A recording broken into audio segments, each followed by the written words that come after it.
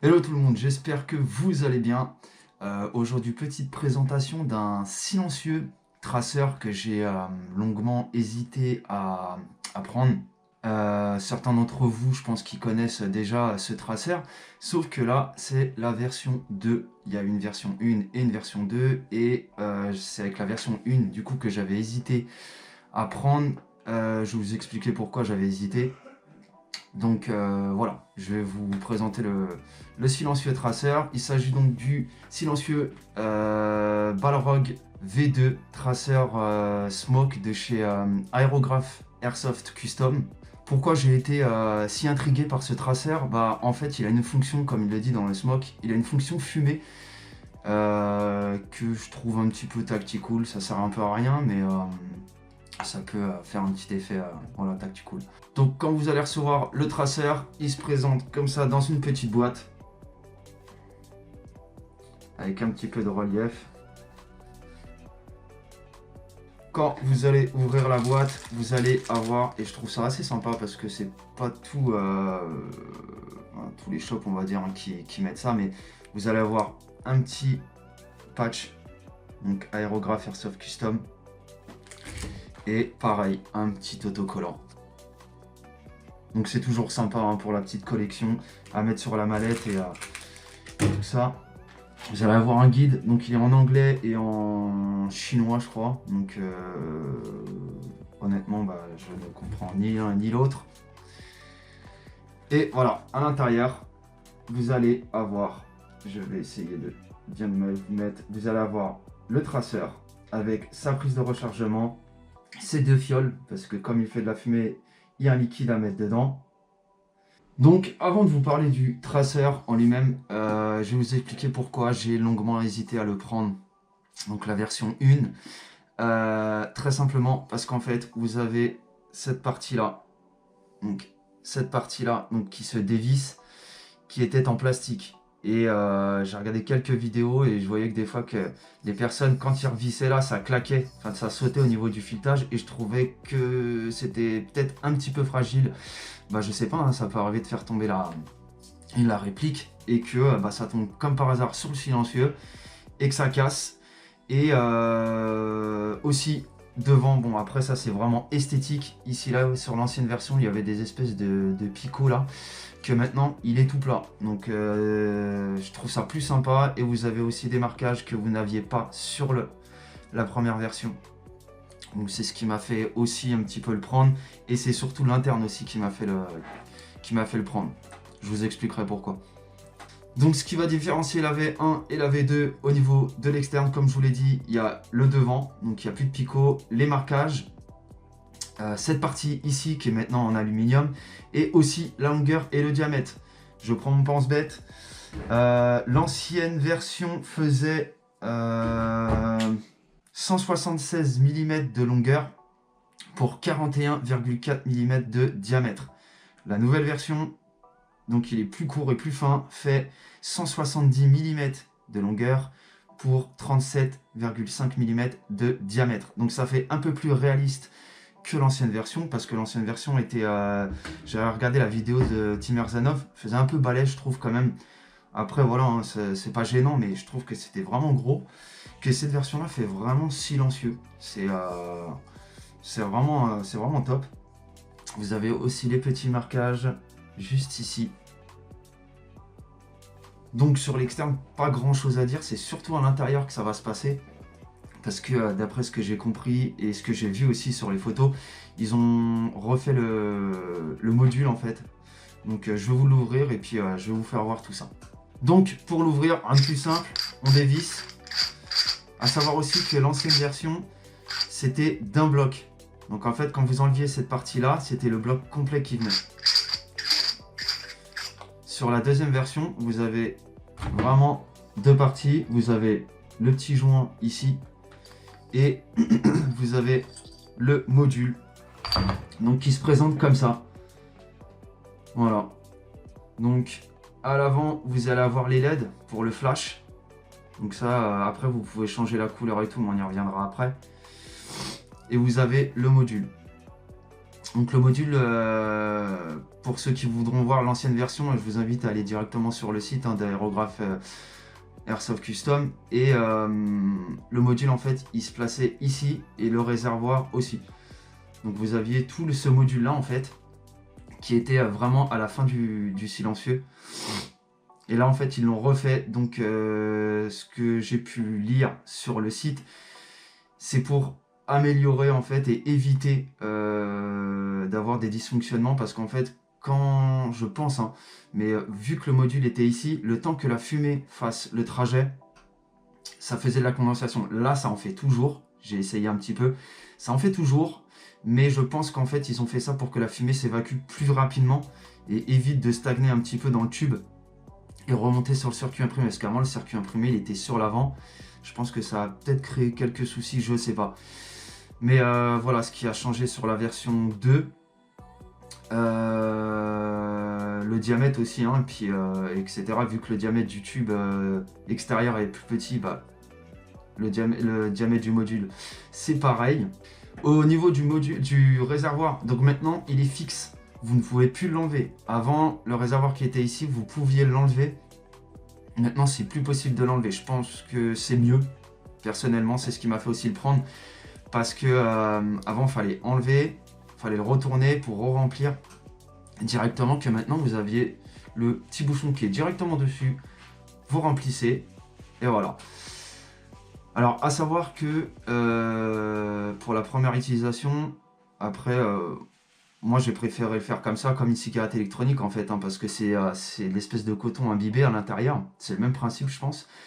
Donc ce que j'ai fait, c'est que j'ai rempli et j'ai laissé au moins 1 heure que tout s'imprègne bien pour éviter de cramer les mèches.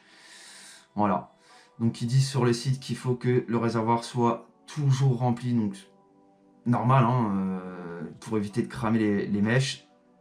Et par contre, le seul petit bémol un petit peu de ce traceur là, c'est que ça demande un entretien un peu plus particulier qu'un traceur normal. Un traceur normal en général, ça ne se salit pas.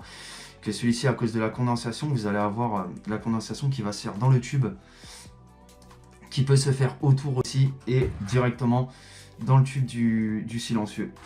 Donc après chaque partie, ce que je vais faire moi, c'est que je le nettoierai, chaque gouttelette, etc. et je le laisserai un petit peu à l'air libre, histoire que ça sèche bien en fait.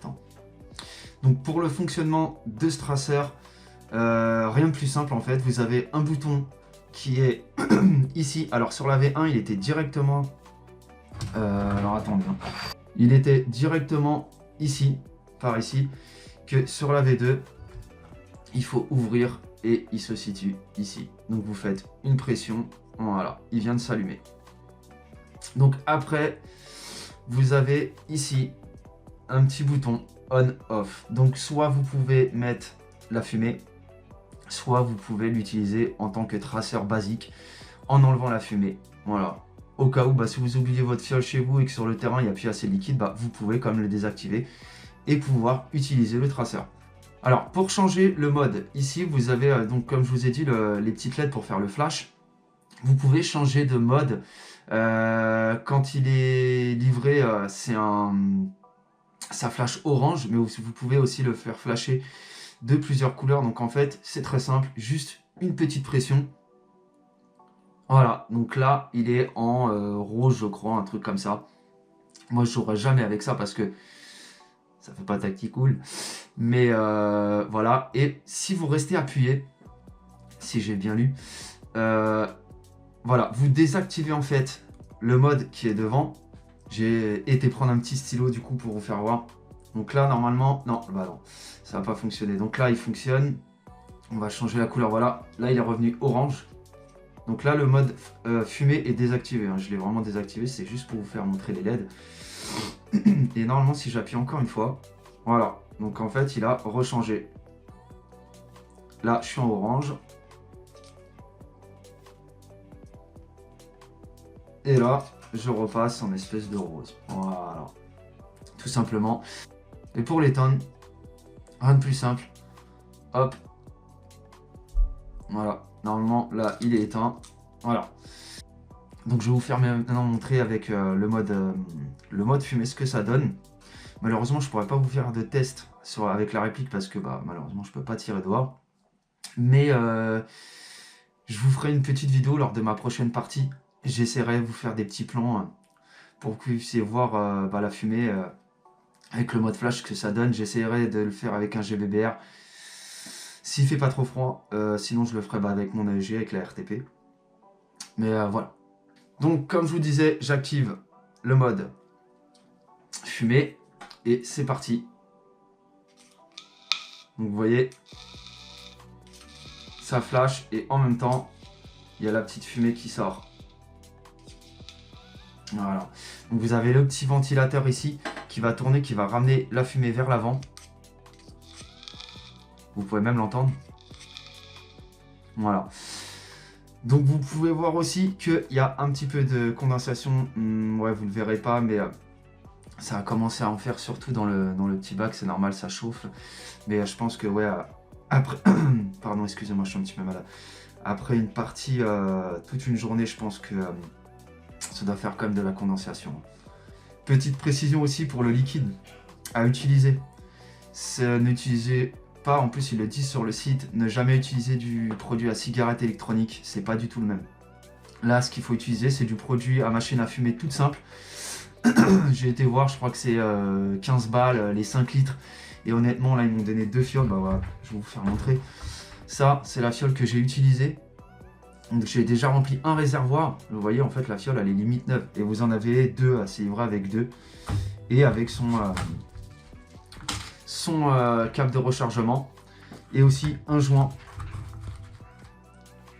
Donc, le petit joint qui va à l'intérieur au cas où. Donc, voilà. Je vais maintenant l'équiper sur la RTP juste pour que vous rendiez compte un petit peu de la longueur. Et bah, je vous reprends tout de suite. Donc voilà ce que ça donne une fois monté. Donc vous voyez, c'est pas non plus super long. Hein. C'est pas très très long. Attendez, je vais vous tourner ce qu'avec la lampe. Vous allez... Voilà. Mais vous voyez, c'est pas non plus... Enfin, ça fait long hein, quand même, mais...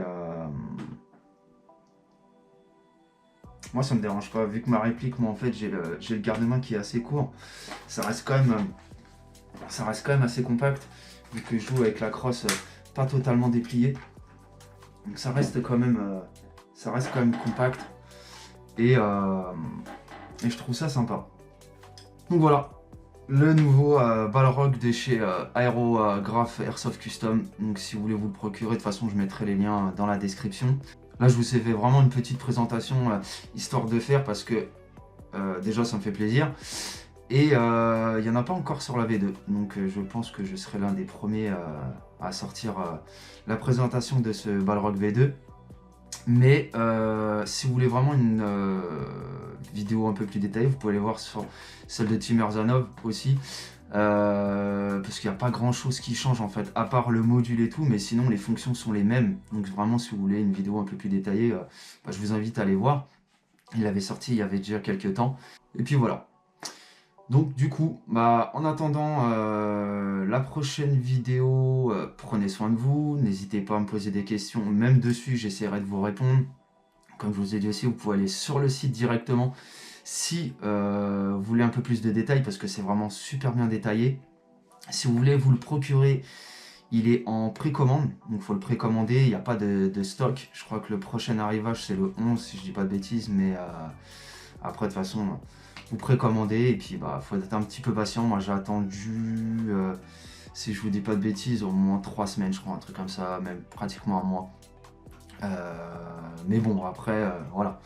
Il faut être un minimum patient. Et le jour où vous allez le recevoir, bah, vous allez être super content. Du coup, moi je vous laisse. Prenez soin de vous. Et bah, je vous dis à très bientôt. Hein. Allez, ciao.